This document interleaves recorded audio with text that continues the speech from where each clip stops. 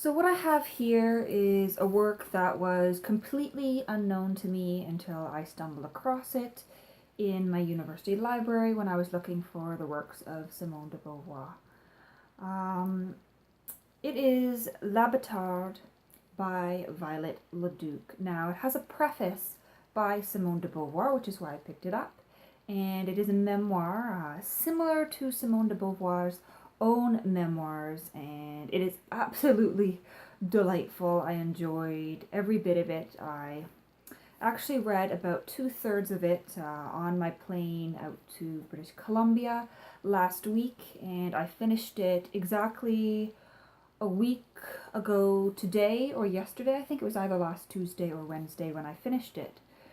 But it was originally published in 1965, and it was translated by Derek Coltman, and as I said, it has a preface by Simone de Beauvoir, and this is not much to look at because it's just a library copy, and I've just thrown my book because I am the most elegant person you shall ever see on BookTube.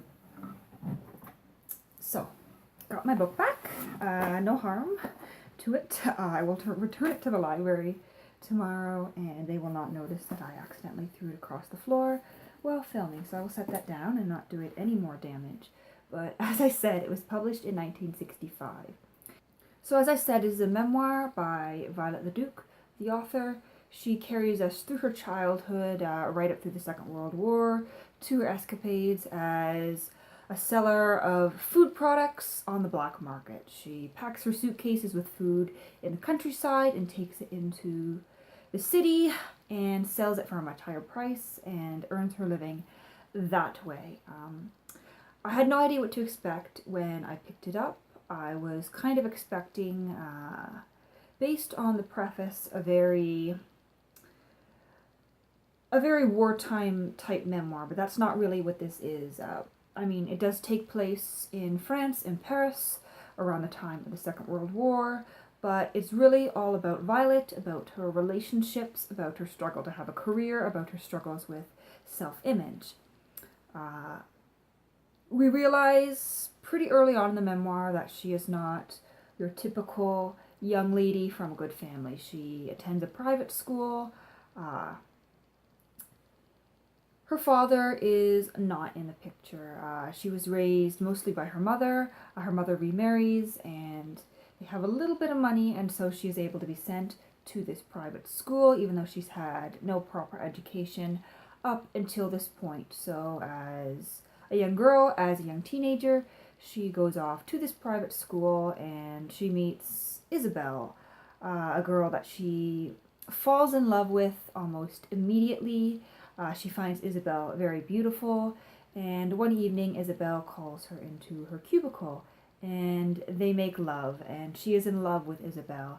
And even after Isabel leaves the school, Violet and Isabel make an attempt to see each other, but when Isabel does come to visit Violet at her parents' home, Violet and Isabel both realize that the spark they had is extinguished.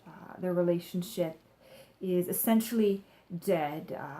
Back at the school, Violet falls in love with a teacher, Hermione, and Hermione ends up losing her job over Violet because their relationship comes to light. Violet is sent away from the school because they cannot have lesbians there at this point in time, apparently. But by this point, Violet is a little older. She ends up moving in with Hermione and lives with her for a number of years. While all this is going on, Violet is trying to find a career of some sort. She ends up working a number of jobs, but she's very lazy. She can't even operate a switchboard. She says it confuses her. She doesn't take the time to learn, but she does discover that she is a fairly decent writer. She does some copywriting for advertisements, and eventually, with the help of some friends, one friend in particular, she is encouraged to begin writing. She writes some short stories. She, of course, eventually gets this written, La Bâtarde. It was overall, I guess, a very kind of heart-wrenching memoir to read through because you really feel her. You really feel the fact that she believes she's not beautiful. She believes that she needs plastic surgery on her face to make herself more beautiful. She falls in love with a man who is in fact gay, and even though they travel together and live together for a time, he of course is not in love with her. He is in love with young men, with a boy that he meets, and she is once again left all alone. She marries, but it's not a true marriage, it's not a real marriage. He doesn't provide for her emotionally, he doesn't provide for her financially, which she had hoped. She had hoped that by marrying a man in the army, she would get the pension that wives would get.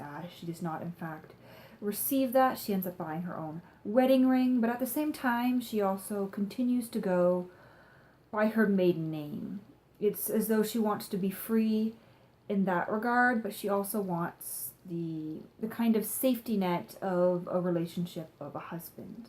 If you can find a copy of La Bâtarde by Violette Leduc, I would highly recommend it, especially if you're at all interested in LGBTQ memoirs or literature of that sort. It was pretty interesting to come across the memoir of a lesbian or perhaps bisexual woman. I do believe she is bisexual, based on her attraction to men. Now and then she seems much more attracted to women though, but